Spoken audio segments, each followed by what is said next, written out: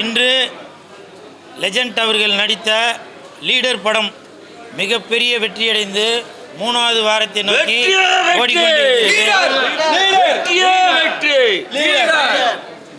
அதை கொண்டாடும் விதமாக இப்போ கடந்த 10 நாளாக பார்த்தீங்கன்னாக்கா திருச்சி, மதுரை, கோயம்புத்தூர், பொள்ளாச்சி, தூத்துக்குடி, திருநெல்வேலி இப்படி பல மாவட்டங்கள்,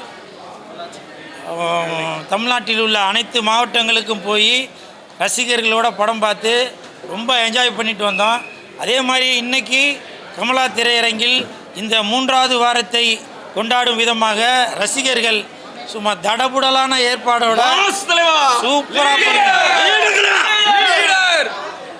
அப்படி இந்த லீடர் அவர்களுடைய நடிப்பு, லெஜண்ட் அவர்களுடைய நடிப்பு ரசிகர்களுக்கெல்லாம் பிடிச்சி போய் பிளாக் பஸ்டர் ஹிட் ஆகி இப்போது 3வது வாரத்தை நோக்கி வெற்றி நடை போட்டுட்ருக்கு. இதற்கு காரணமாக இருந்த இயக்குனர் திரு துரை செந்தில்குமார் அவர்களுக்கு என் மனமார்ந்த வாழ்த்துக்களையும் பாராட்டுகளையும் தெரிவித்துக் கொள்கிறேன்.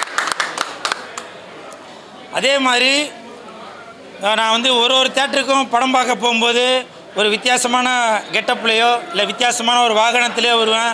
ஒட்டகத்தில் படம் பார்க்க வந்தேன், குதிரையில் வந்தேன், மாட்டு வண்டியில் வந்தேன், நுங்கு வண்டியில் வந்தேன்.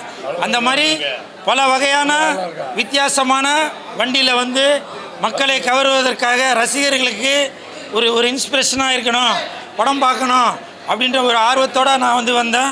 அதே மாதிரி இன்றைக்கி சைக்கிளில் வந்தேன். அது வீடியோ எல்லோரும் பார்த்துருப்பீங்க. அது ஒரு வித்தியாசம் காட்டணும் அப்படின்றதுக்காக தான் நான் சைக்கிளில் வந்தேன். நிறையா பேர் நினச்சாங்க விஜய் சாரை பார்த்து காப்பி அடிச்சிங்களா அப்படின்னு. உண்மையை சொல்கிறேன், நான் டெய்லியும் 5 கிலோமீட்ரு சைக்கிள் ஓட்டிகிட்டு வருவேன். அந்த மாதிரி நான் வடபழனி சைடில் சைக்கிள் ஓட்டிகிட்டு வரும்போது இந்த கமலா திரையரங்கில் ஒரே கூட்டமாக இருந்துச்சு.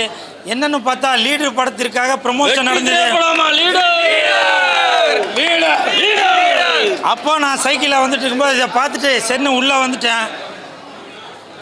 இப்படியெல்லாம் சொல்லுவேன்னு நீங்கள் நினைக்காதீங்க. நான் விஜய் சாரை காப்பி அடித்து தான் இன்றைக்கி நான் படம் பார்க்குறதுக்கு வந்தேன், சைக்கிளில் வந்தேன்.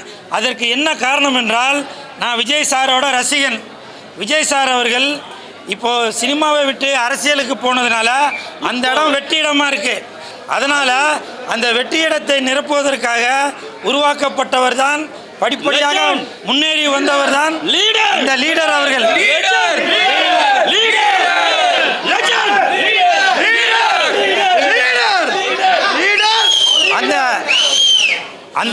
இந்த திரையுலகில் விஜய் அவர்கள் விட்டு சென்ற அந்த வெற்றிடத்தை நிரப்பும் நமது லெஜண்ட் அவர்கள் லீடர் படம் மூலமாக மிகப்பெரிய ஒரு இடத்தை தொட்டிருக்கிறார். அதற்கு விஜய் சாருக்கு என் மனமார்ந்த நன்றி. ஒருவேளை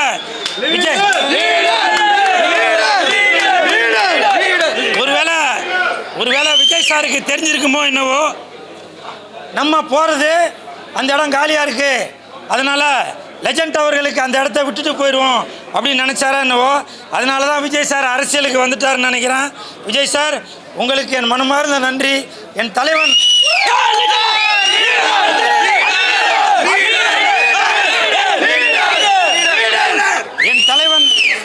லீடர் அவர்களுக்கு, லெஜண்ட் அவர்களுக்கு நீங்கள் ஒரு அருமையான பாதையை விட்டுட்டு போயிருக்கீங்க. அந்த பாதையை லீடர் அவர்கள், லெஜண்ட் அவர்கள் பின்தொடர்ந்துட்டு தான் வருவார். அது மட்டும் இல்லை, இன்றைக்கி நான் சைக்கிளில் வந்தது, நான் விஜய் சாரை லவ் பண்ணிட்டு இருக்கிறவன். நன்றி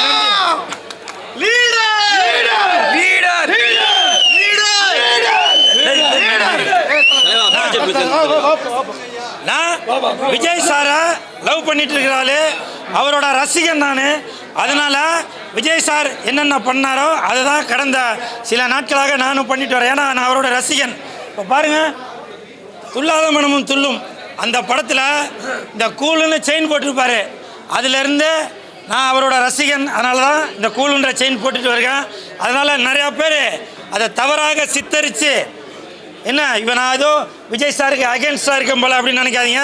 நான் விஜய் சாரோட ரசிகன். அதனால் அவர் என்னென்ன செய்கிறாரோ அவருடைய வசனங்கள் அதெல்லாம் பேசி தான் இன்றைக்கி நான் பிரபலமாக இருந்துகிட்ருக்கேன். அதனால் Vijay sir, I love you.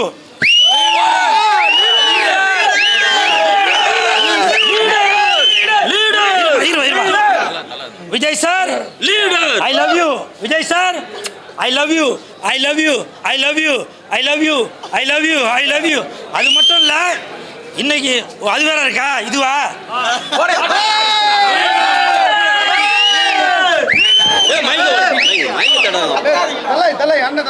தம்பிங்களா, சீரியஸா பேசிட்டு இருக்கிறேன்பா. இங்க விளையாட்டு பண்றதுக்கு வேலை இல்லை, புரியுதா? ஏன்னா பத்திரிகை நண்பர்கள் நமக்காக அவங்க டைம் ஸ்பெண்ட் பண்ணி இந்த லீடர் படம் மிகப்பெரிய வெற்றி அடைந்ததுனால அந்த வெற்றியை கொண்டாடிட்டு இருக்காங்க. இந்த நேரத்தில் நீங்கள் தளபதி விஜய் அவர்கள் ஊர்வலம் போகும்போது அந்த வாட்டர் பாட்டிலை தூக்கி அடிக்கிறது, தர்பூசை தூக்கி அடிக்கிறது, இந்த மாதிரி வேலையெல்லாம் பண்ணுற மாதிரி இங்கே பண்ணாதீங்க. ஏன்னா இந்த இடத்துல லீடரோட ரசிகர்கள், லெஜண்டோட ரசிகர்கள் கட்டுக்கோப்போட இருக்கிறவங்க. அதனால அங்கே பண்ணுற வேலையை இங்கே பண்ணாதீங்க தயவு செஞ்சு. ஓகே, அது மட்டும் இல்லை, இன்னைக்கு அது மட்டும் இல்லை,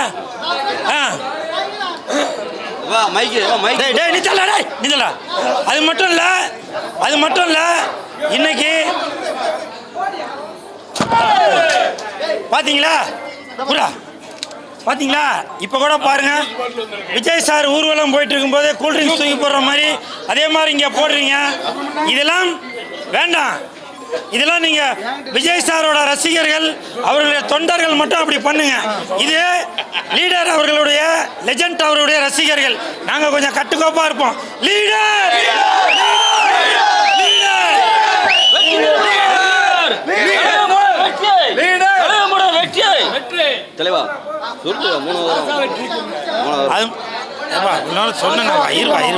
அது மட்டும் இல்ல, இன்னைக்கு லெஜண்ட் அவர்கள் மிகப்பெரிய வெற்றி படத்தை கொடுத்திருக்கிற இந்த லீடர் படம் பெரிய ஹிட்டா இருக்கு. 3 வாரத்தை தாண்டி இன்னைக்கு ஓடிட்டு இருக்கு. அப்படின்னாக்க அதற்கு காரணம் அன்பு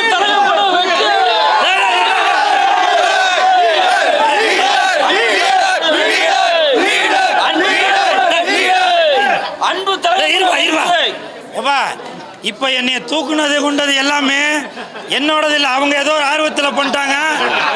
ஏன்னா இடம் பொருள் ஏவல்னு இருக்கு. தலை இருக்கும்போது வாழாடக்கூடாது.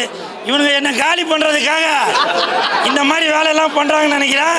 தயவு செஞ்சு அந்த மாதிரி தூக்காதீங்க. எப்பவுமே லீடர், லெஜண்ட் அவர்களுடைய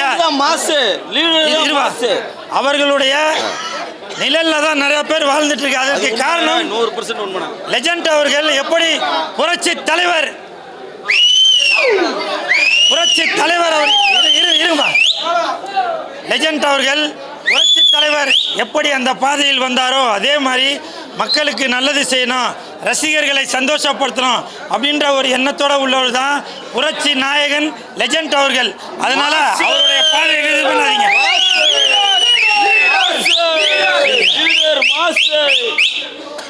தம்பி, நீங்க விசில் அடிச்சுட்டே இருக்கிறது விஜய் சாரோட தொண்டரோ அப்படின்னு நிறைய பேர் நினைக்க போறாங்க. இது லெஜண்டோட குரூப்.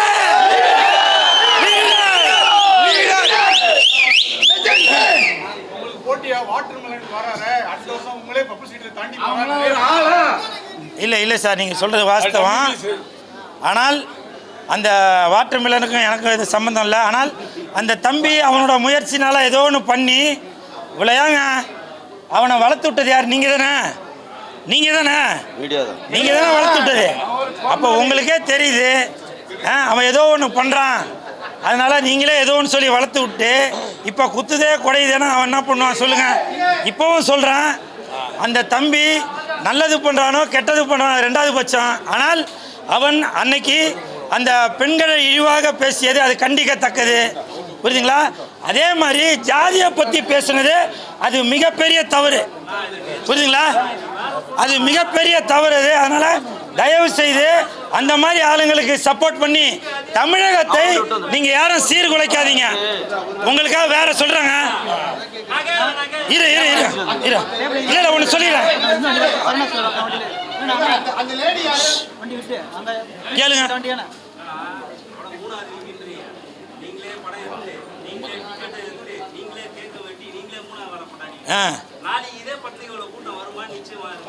சரி இருங்க சார்.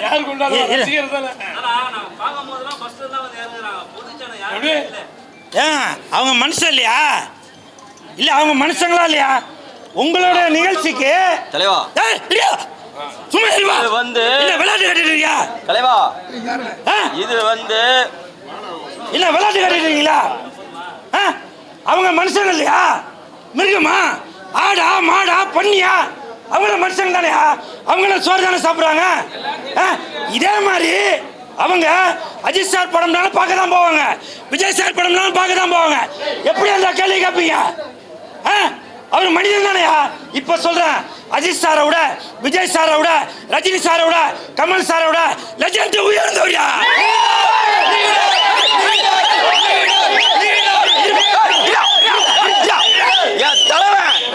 ஆயிரக்கணக்கான இளைஞர்களுக்கு வேலை வாய்ப்பு உருவாக்கி கொடுத்திருக்காரு. ஆயிரக்கணக்கான இளைஞர்களை படிக்க வைக்காரு. எந்த நடிகர் போடுறாரு? எந்த நடிகர் போடுறாரு சொல்லுங்க.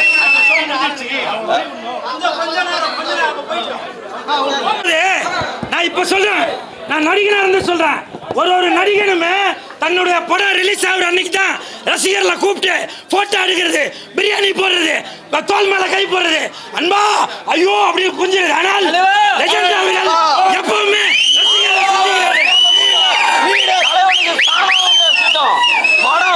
நடிகர் இல்ல, உண்மையா உள்ளவரு. புரியுதா? நன்றி.